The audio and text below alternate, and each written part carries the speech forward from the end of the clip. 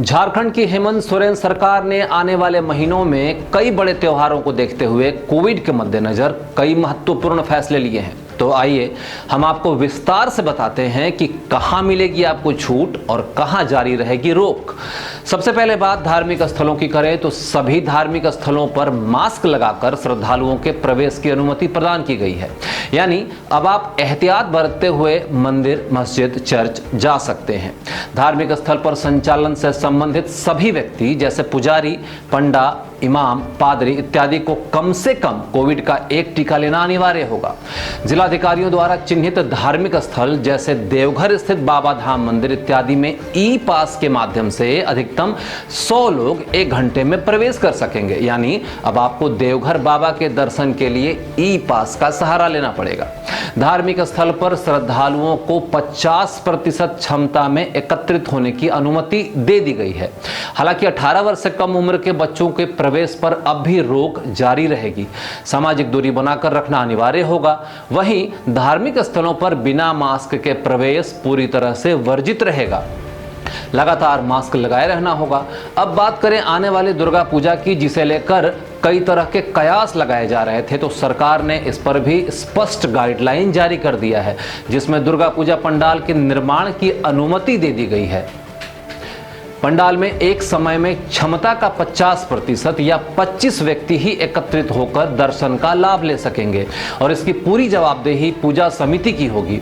दुर्गा पूजा पंडाल के आसपास मेला आयोजन पर पूरी तरह से प्रतिबंध रहेगा।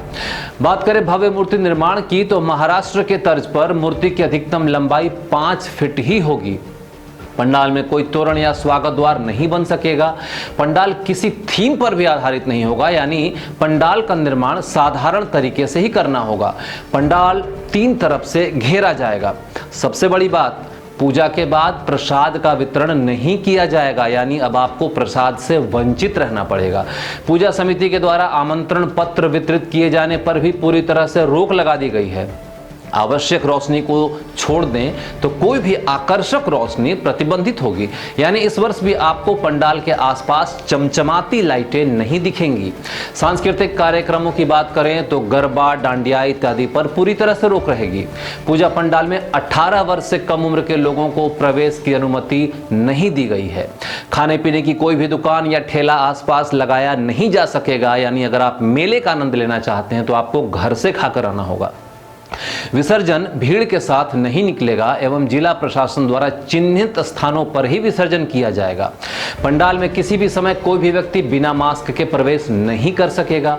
ढाक की अनुमति हालांकि दे दी गई है।